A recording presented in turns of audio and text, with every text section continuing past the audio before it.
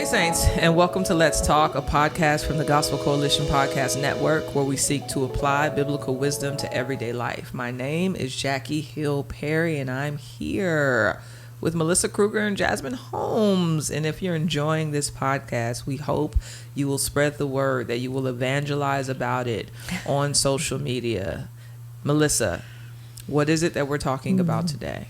Today, we're going to talk about the concept of boundaries. Yay, Jasmine's favorite topic. I know. And this is a boundary. Yeah, this is a tough, kind of another tough topic. I feel like I've said that every time. Complicated. Yeah, it's complicated. Mm-hmm. It's complicated. It's very simple. I feel very complicated with this one because I struggle with people pleasing. And so therefore, these are difficult for me to have with people because I want everybody to be okay. Right. And so can you explain to us even the concept of boundaries? And here's the thing about people pleasing. You can also hide it under, I'm just being loving. Right. Yeah. Right. You know, Because boundaries sound self-centered. Right. Yes. And people So bring it's- up Philippians 2 all the time. Made himself nothing. Took on the nature of a servant. Yeah. So let's look at that. Let's look Yeah. at Philippians 2. Yeah, I think that'd be a really okay. good place to Okay, start. Let's start there. Yes. She's ready. She's ready to go. Yeah.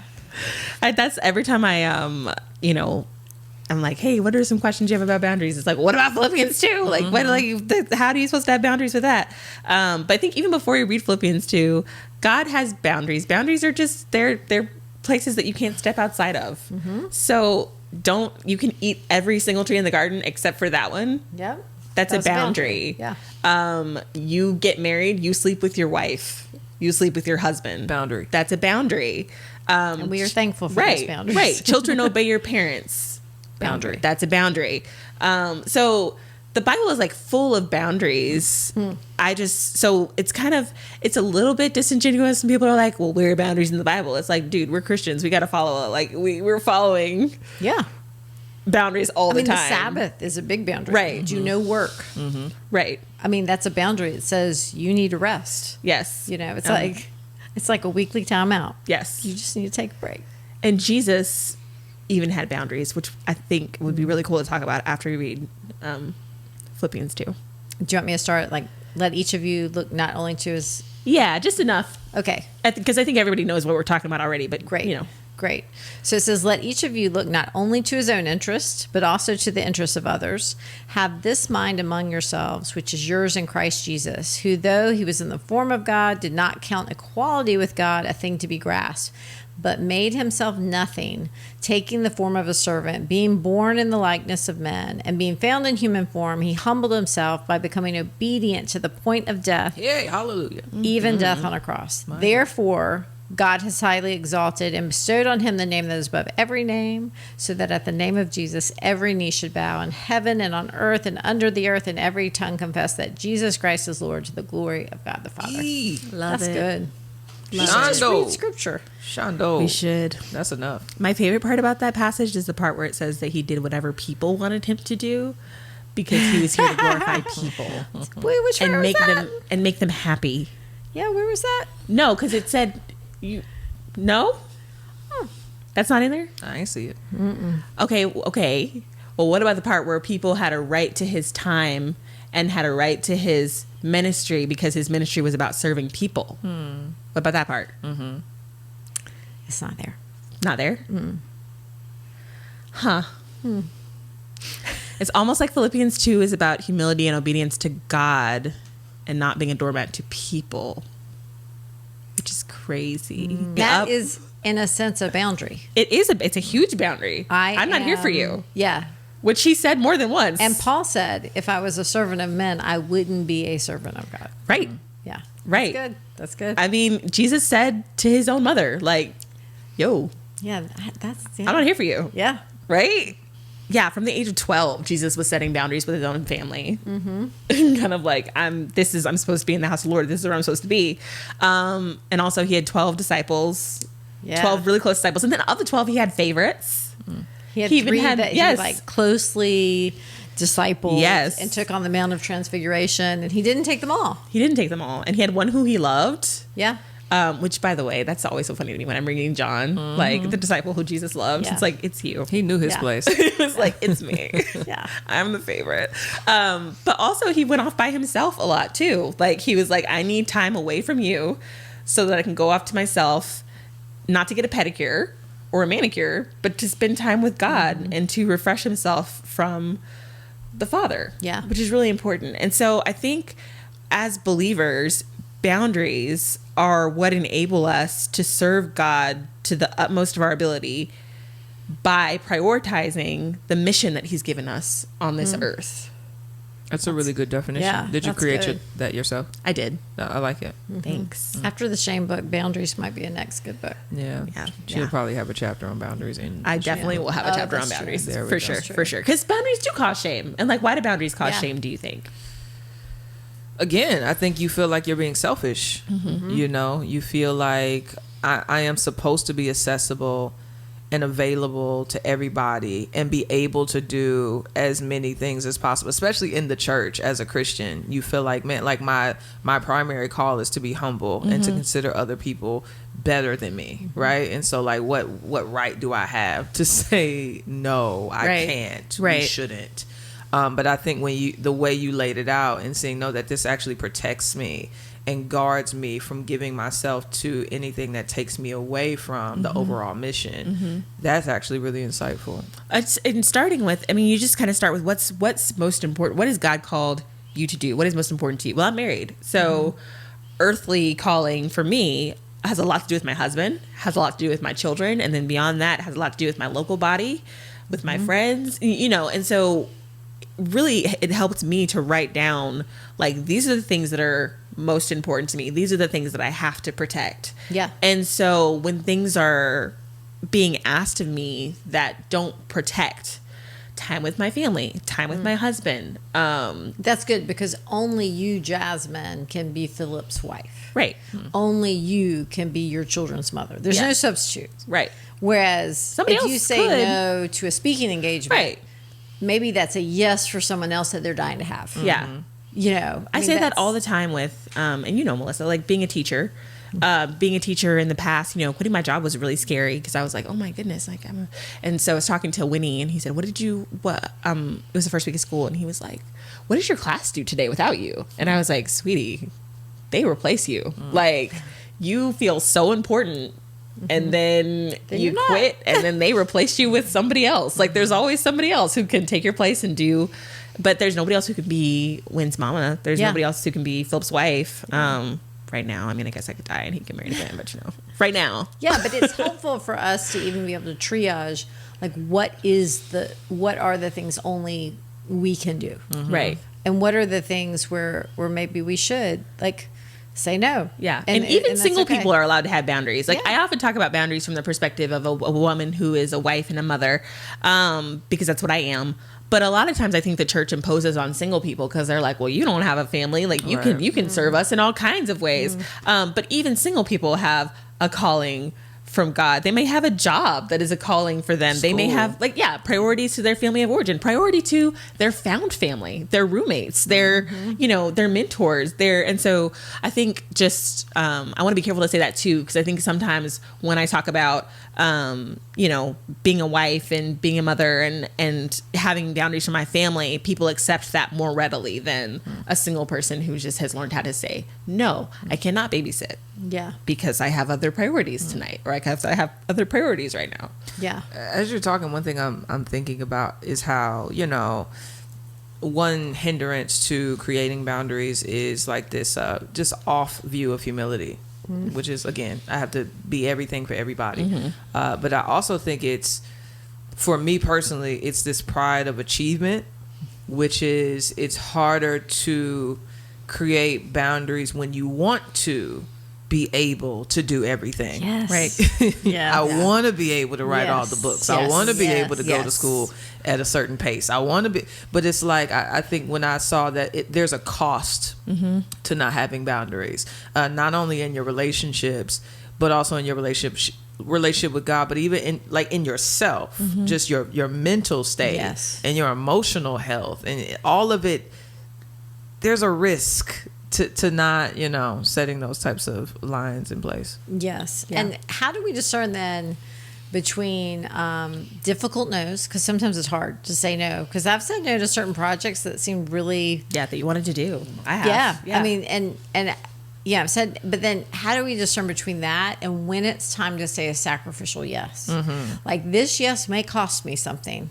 Whether it's just spending time with someone who's difficult in the church. I mean, that's a sacrificial yes. Yeah. But saying, hey, I'm going to open up my home, even though it's going to wear me out, and I've got friends. I don't need more friends. Right. But I'm going to open up my home because somebody out there may need a friend. Yeah. Like, how do we discern? And I like what you said.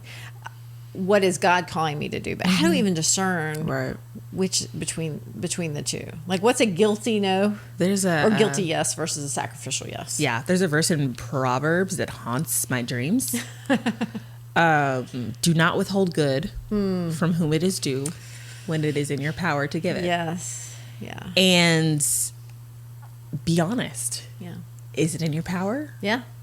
Right now, lots of stuff is not in my power. I am 8 months pregnant. I have 2 kids. I'm writing 2 books. I'm releasing it. Yeah. A lot is not. I'm trying to take off your plate. Yes. Things. Yes, she is. I just had a meltdown last night. I call it potatoing, my pregnant potatoing, when I'm just like, it's too much. I can't handle my life. And Melissa's like, there's a 2-letter word called no. Because I talk about boundaries so much, people think that I just am automatically just so good at them. And then I've also had people be like, oh, it's your personality type. You're just really good at boundaries. Okay, but I'm still a woman.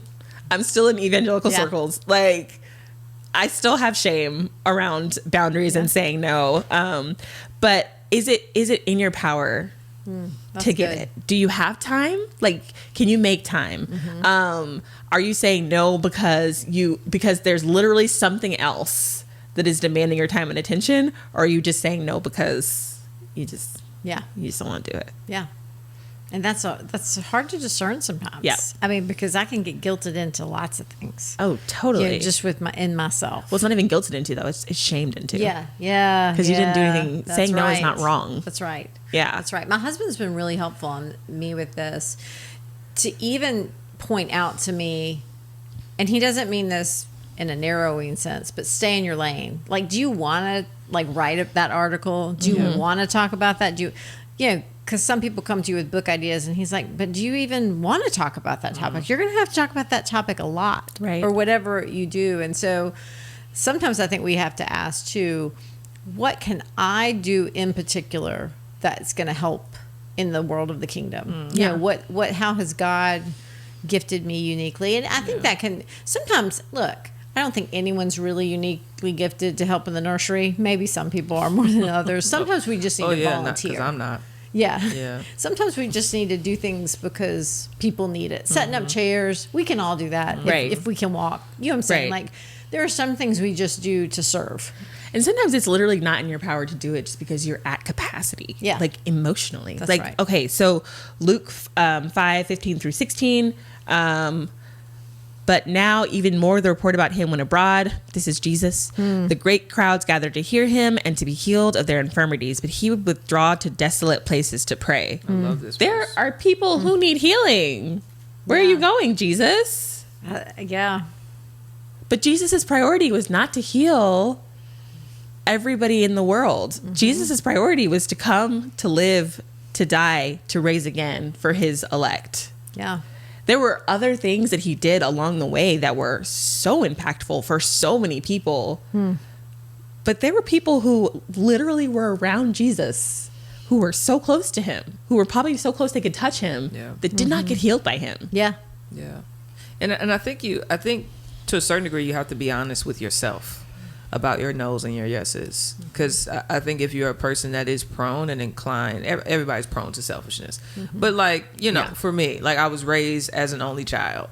And so it is actually really natural for me to only think about myself because I didn't have siblings. I didn't have people to consider. And so I think I have to be even more mindful of, okay, I do need to set up boundaries, but I need to interrogate if I'm setting up a boundary because it's the wise thing to do, or if I'm using it as an excuse to preserve my own comforts. And so I think that's a really good question to have, and to have people in your world that'll challenge you if need be. Yeah.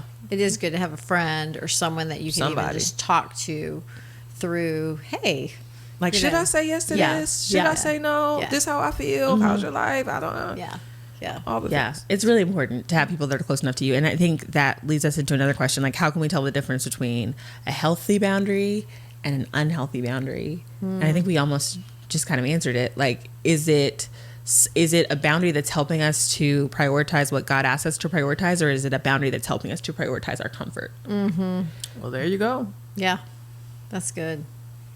Yeah, because I was talking to my therapist like a month ago, and I was just telling her how I feel this pressure to be present and available to my friends in a way that I just don't have it to give. And she was like, but that's okay. I was like, it's okay. And she said, you have a lot going on. She said, you have 3 kids under 6. You have a husband. You have this home that you're trying to manage. You have this ministry. And you're pregnant. She was like, that's all right that you don't have the energy or the capacity to give to people things that you're already trying to manage and giving it to your family. And I was like, oh, you're right. And so I didn't see that the boundary was healthy. You know, because it was like, you're going to kill yourself trying to be everything for everybody, and you can't be. Like, at the end of the day. Which I think we've like established even in Philippians 2. It's about obedience to God. It's not about, you know, and I mean, if anybody's going to be everything to everybody. And he wasn't. I mean, that's it. Like he went away to spend time with God. And I think that's, for me, the sign. I don't know if you all have signs that I'm overcommitted. I've said too many anxiety yeses. I've said too many yeses that I shouldn't have said.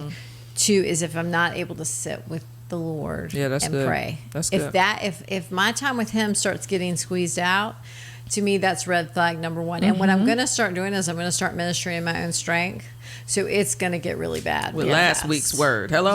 Yeah. It's going to get really bad really fast. And a lot of times it's just, and maybe not, you know, I may be way off base here, but I feel like in our evangelical context, a lot of times women are powerless. But one way that we can really have power is to make ourselves indispensable in the lives of others.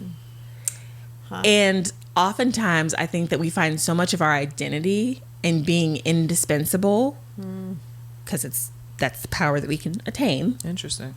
That we just chase that high of like, oh no, people need me. They need me. They need me. And I'm busy. Yeah. I'm busy. Yeah. I'm busy. I'm just, and people need me. And I, you know, and I think that so often that's rewarded in women in our context, to the point where when a woman is not conciliatory all the time, she feels shame. I know, like, when I started, like, I do Q&As on my Instagram a lot, and people will ask me questions that I don't want to answer. Sometimes I just ignore them. But then if I'm getting it over and over and over again, then I'll be like, I'm not going to answer this question. And somebody was like, how do you decide what questions you'll answer and what questions you don't answer? And how do you decide what you'll talk about and what you don't want to talk about? And I said, I talk about the things that I want to talk about, and I don't talk about things that I don't want to talk about. There we go. And that's how I decide. Yeah. And so many people messaged me and were like, oh my gosh, that's so simple. Like, how I can do that? I can do that. Like, I'm allowed to be like, I don't want to talk about that. Yeah. Actually, you know, and that's like on social media, right? That's not in my when I'm talking to my therapist and I'm like, I don't want to talk about that. Okay, well, she's gonna be like, all right, well, why? Or I'm talking to Philip. I've said that to Philip so many times, where we've had conversations, because I just get really internal a lot of the time, and I'll be like, I don't want to talk about that, and Phil's like, okay, so probably that means we need to. It's okay to have some people who dig in there. Right. Social media, but everybody doesn't need that. Everybody doesn't need that privilege. Do you have any boundaries that you purposely set up in your life. I'm saying like practical, like getting really practical. Like I'll only be out 2 nights during the week, so I'm home with my family. Or even, I mean, like one boundary is I go to church every Sunday. That's a boundary on my life. I make it a priority to go to church. Since everybody thinks that I am just this like hard-hearted boundary setter, I'll give a sweet boundary that I have. It's with myself. At the end of the day, I am so exhausted. I don't want to be touched. I don't want to be looked at. But if my kids come into the bedroom at the end of the day and they want snugs, they're going to get them. Oh, that's just something that I have like purpose, because I'm like, you're not always going to be little. Yeah. And you're not, and maybe it's only 10 minutes, you know? Yeah. And then I'm like, all right, guys, that's enough. But I'm not going to say no. I'm going to give it to them. At the end of the day, like it's, even if we've already done it earlier in the day, it doesn't matter. At the end of the day, if they come in the room and my 5-year-old will be like, it's time for snugs. And my 2.5-year-old is like, snugs. then it's like, okay, come on, let's get these, whether I feel like it or not, because they're not always going to be little. Yeah. I think for me, one is because I'm self-employed, your schedule is defined by you, which can be bad because it means that like all day is work or whatever. And so I've just kind of made it so that after 3 p.m. I'm home and I'm present, like I'm here.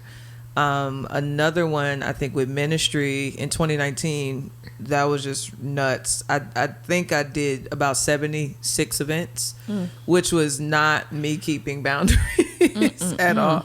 And so I've made it so that from here on out I only do 15, which is a huge cut. That's so good. But I was like, that's a boundary on my time, on my family. And I just saw during the pandemic in particular that my children missed me.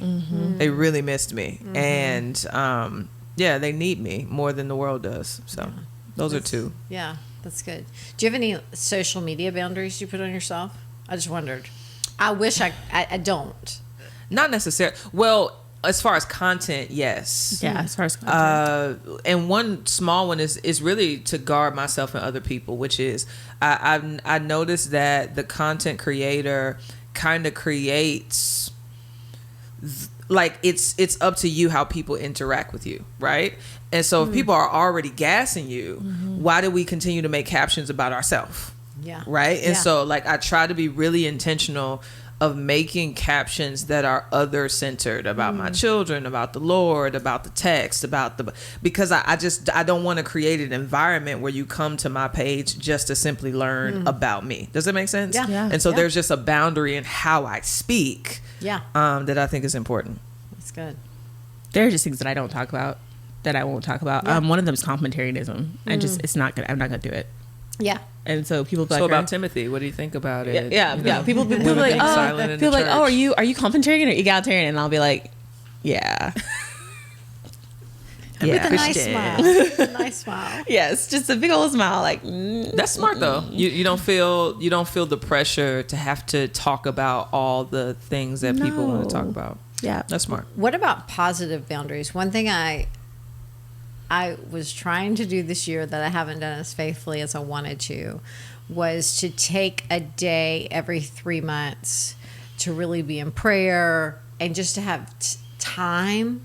I like that. You know, do you have any positive, like, so that's a boundary in some sense. It's a proactive, I need time to process and set things before the Lord.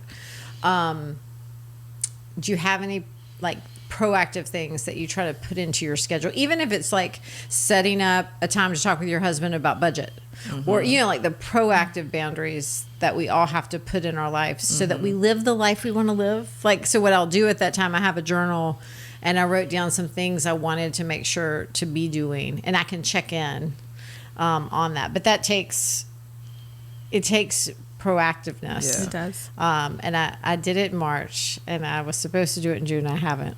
But I want to do that better. Yeah. Even if I get it twice a year, I'm going to feel like that's helpful. It's in my brain. I just haven't put it down because even before the pandemic, at the end of the year, me and Preston would sit down and talk about, just kind of take a survey of all the things, of our business, our money, our marriage, our sex life, our parenting, and say, okay, what are some things we need to tweak, change, et cetera, et cetera.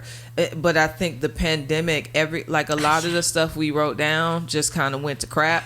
And so we haven't got back into, okay, we need to do it again. Yeah. Even though there's the possibility that all of our goals will be done away with because of a pandemic. Yeah, before the pandemic, Philip and I were every night we were having at least an hour together. Wow. We would put the boys in their room and we would just sit together and maybe we'd talk, maybe we'd watch something, maybe we'd feed the boys dinner early and we'd eat dinner together. And then post-pandemic, it was like, dude, I'll be seeing you all day, every day. It changed everything. What was once precious is now a little bit slow. So we need to figure out a different way to be together now, because he works from home now and his office is, it's above the garage, but he's still at home. Yeah. I work from home. So we're all of us are all together all the time. Yeah. So, but that's wise to just make it's a discipline. Yeah. Mm-hmm. Just say, you know what, we are going to do this. Let's put it in our calendar, say no to all the things that would keep us from doing it, and do it. Yeah. Yeah. Like Nike. Just do it. Yeah. Well, Philip knows, he goes out with his friends after 8. That's good. That's just when the kids are down. Yeah, when the kids are down. I'm like, okay, as long as the kids are down, we're good. Okay, well, this is kind of a Oh, that's why he called Preston last night after 8. It was probably just habit. Honestly, he knew I was. No, he legit. I looked at my phone and it was 8:25. He knew I was going to bed. He was like, all right, she'll be sleeping. But it was funny because Preston turned over and he said, "Could I go with Philip?" I was like, "Yeah, I don't care now. I would care." Right. If the kids was up right. and driving me nuts, and I'm just sitting here yeah, I just want a little bit of help. That's all. Yeah, but I'm tucked in and stuff. I'm like, I appreciate that. Peace. His boundary applied to my boundary. Yeah, it's good. It's nice. I'm here for it. So what about boundaries with particular people? Woo! Oh, like difficult people? Yes. That's when it gets hard. hard. Are there some people, is it okay to say, I can't be in a relationship with certain people? Is it okay to have boundaries? And by meaning, or let's talk about what that might look like. There are some people, because I know they tend to talk with other people, that I've had to create some boundaries about what I share with them because I'm not sure it's safe. Right. But are there some people that we probably shouldn't be around altogether? Or is that, what do y'all think? It's hard. I think there's a difference between just straight up cutting people off and having boundaries with people. Yeah. And then letting their response be their response. Yeah. So what I mean by that is, hey, Mom, I really appreciate that you have an opinion about my nursing, my bottle feeding, my sleep training, my co-sleeping, my fill in the blank. But Fred and I have already decided what's best for little Timmy. It is very hard for me when you continue to push what you think is best. I know that you care, and I know that I'm not owed your support, but I would just like to not talk about this anymore. Yeah. Sometimes Mom, Ethel, is going to say, okay, I respect that boundary. And sometimes Ethel's going to throw a hissy fit. That's on Ethel. Ethel gets to decide, because what a boundary is not is me controlling the way that Ethel reacts to what I want. Yeah. Ethel gets to have boundaries too. Yeah. Maybe her boundary is, you're not allowed to tell me what I can say and what I can't say. In which case, cool. So I guess we won't be talking. Right? But it doesn't go straight into you're off. I'm not talking to you anymore because there I'm was tired. Communication first. Right. I'm tired of the way that you keep on telling me, not to formula feed my baby, so I'm not going to talk to you anymore. Yeah. That's just throwing a fit. But there's that constant communication leading up to, I think there should always be communication leading up to what that other person decides to do. Because it says, what does it say? Where is that? Romans 12:18. If possible, so far as it depends on you, live peaceably with all. Yeah. This is me trying to live at peace with you. That's right. If you don't want to take the olive branch, then I can't make you take it.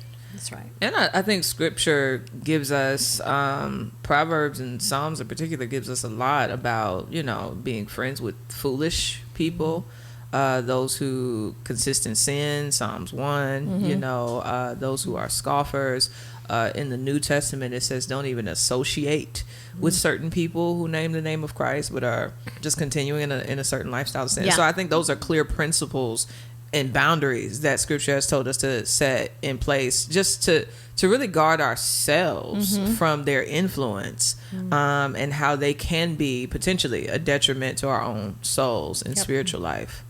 And I think that's okay. Yeah. But again, I think what Jasmine said is important, is that communication is healthy, because it is hurtful, and there is a lack of compassion to distancing yourself or cutting people off, and placing a boundary without ever saying, hey, this is what's about to happen and why. Right. Now, people like me, it's easier for me to say that than to actually do it, because those conversations are awkward, and I would rather just disappear than tell you why, because now I got to deal with the thing and I got to live in this awkwardness. But if the love of Christ is going to be ruling, then I got to lean into that and call it that. I do like to ghost. That's hard for me too. It's way easier. Yeah. But it's really hurtful. I have a small question that I think I would like y'all thoughts on, that really fits with this conversation that's not talked about enough, which is placing boundaries on certain friendships as a way to protect your marriage. Because I think that's healthy, and I think it's going to be necessary at some point, where there are people that you just have to guard yourself and even your spouse from, because there are certain relationships that they may have that they are in just to be in, but you're seeing something they don't see, right? And so how do you place boundaries around your marriage, but also discern if it's just you being unnecessarily jealous, Right. or you actually being a wise wife? Third parties are great. I love a third party. My therapist's name is Barb. When Philip and I come to an impasse, he'll be like, well, what did Barb think? What does Barb think about this? One time, Philip is like, he has ADHD. I think I've said that before. And he gets really easily distracted at work. And he takes medication for his ADHD. So like when he's keyed into work, he is keyed into work.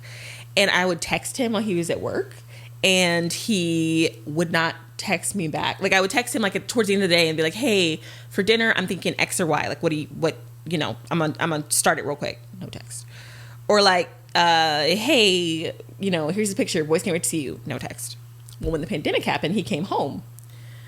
I went up to his office, which is outside, walk upstairs, and I looked at his computer. Do you know this man had me on do not disturb?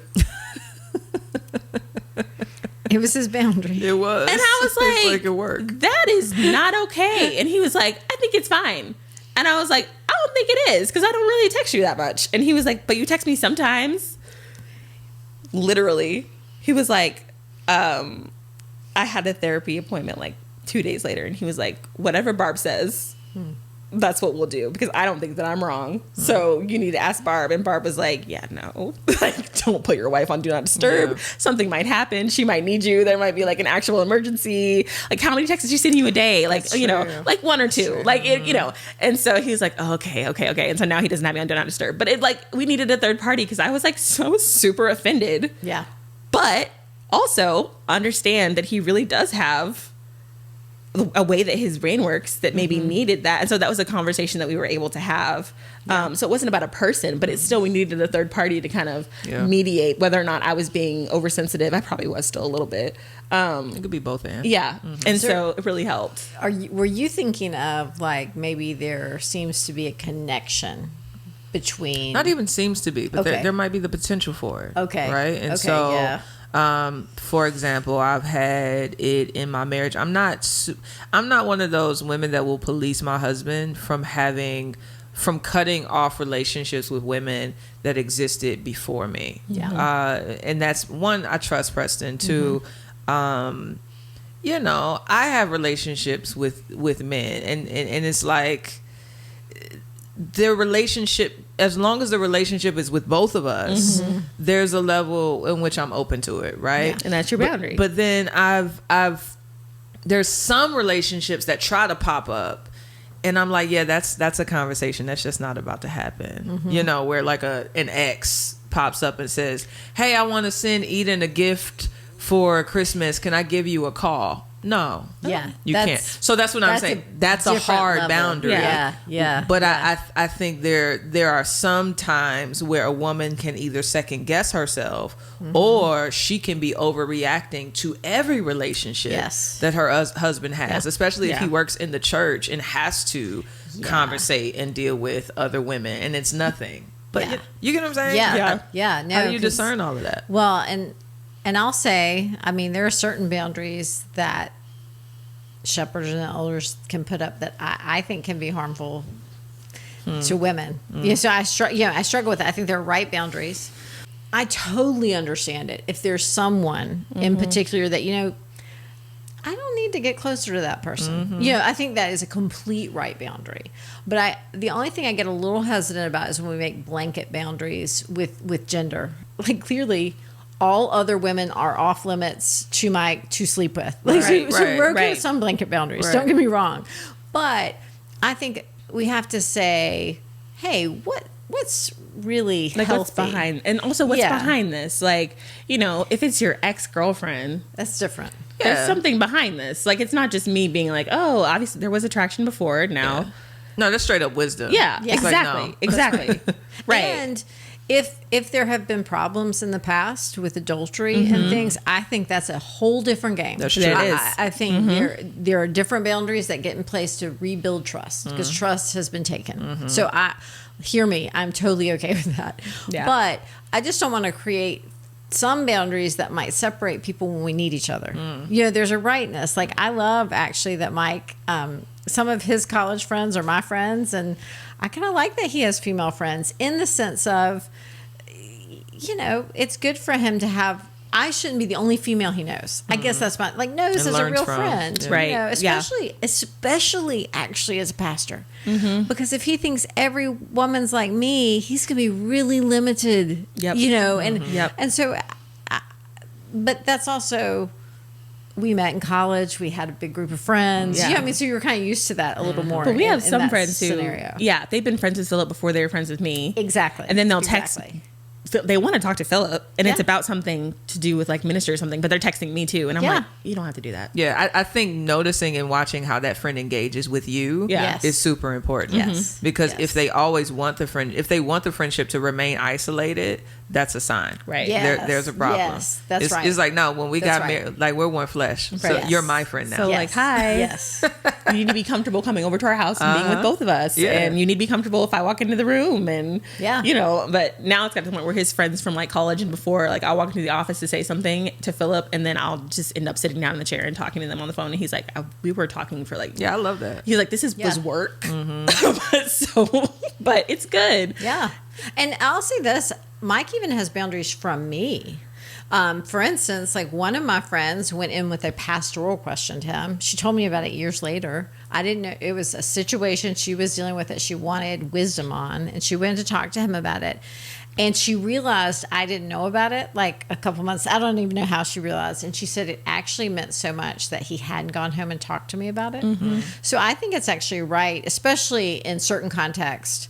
We don't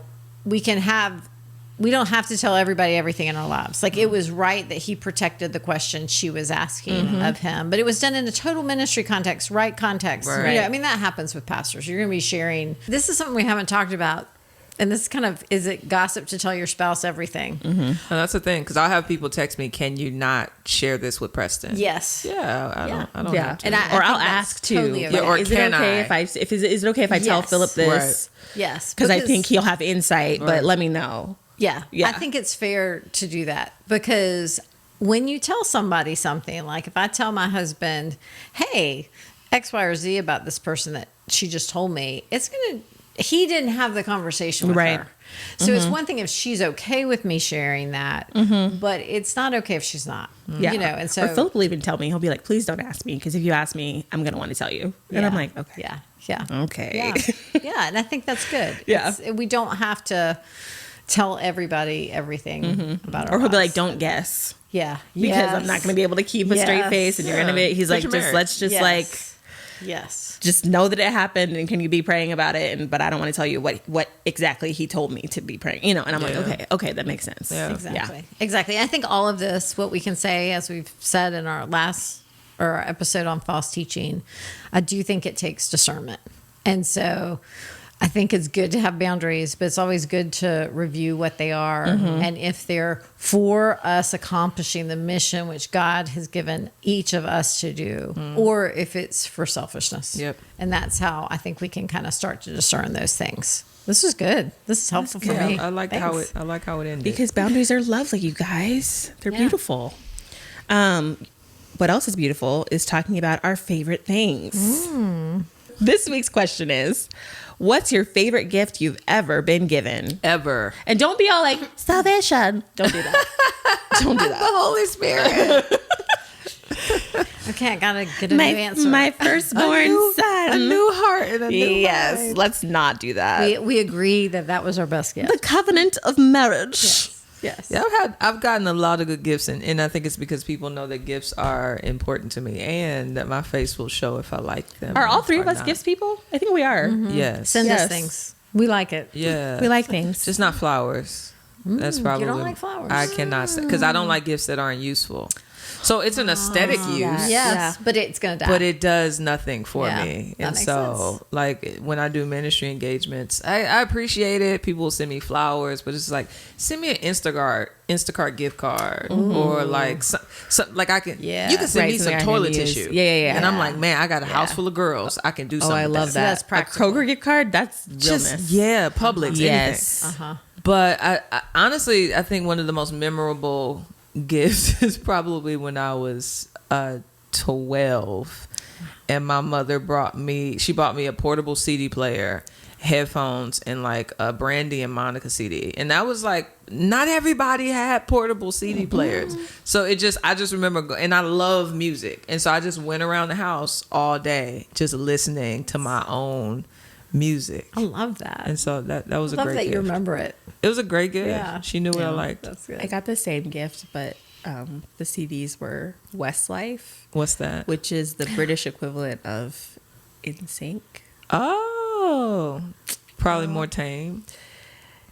I didn't think so, but yeah, in hindsight, Okay. Melissa, what about you? Best gift? My favorite gift, I actually got just a few years ago for my birthday. Mike and my son, John, built a garden for me. Oh, that's so nice. it's like a raised garden with a fence around it and a door that you go in, and I can plant all my stuff. And Mike designed it. And I mean, like, they built it from wood at Home Depot or wherever. And they put pebbles so that I can walk around it and all this stuff. It was really like, he knew I loved gardening, and he built it for me. That's sweet. It meant a lot to me.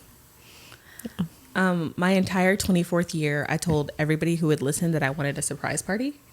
And they were like, you can't just ask for a surprise party. You won't be surprised. And I was like, I want a surprise party. So y'all need to figure it out. Who does that? It's me. I like to ask for what I want, verbalize it. You See, just gotta I let people know. see, that's Surprise me, nice. please. Because I want Mike to know what I want, just to know. Like that's actually kind of you But to that can be ask, that can be a sign of love, to just like know. But I was just into it. What Yes. I want. I was like, I want a surprise party. That's what I want. Yeah. And my mom was like, you can't have a surprise party. That's not going to make it. I was still living at home. She said, it's not going to make any sense. So Philip and I started talking officially, officially dating or whatever, March 25th. My birthday's April 7th. And so we had been talking for a little bit, and he told me that he was going to be out of commission for, when you first start talking to somebody and they're going to not have their phone for 2 hours, and they're like, this is where I'll be for the 2 hours. So he's like, yeah, I think I'm going to Kansas City to see my dad. I was like, okay.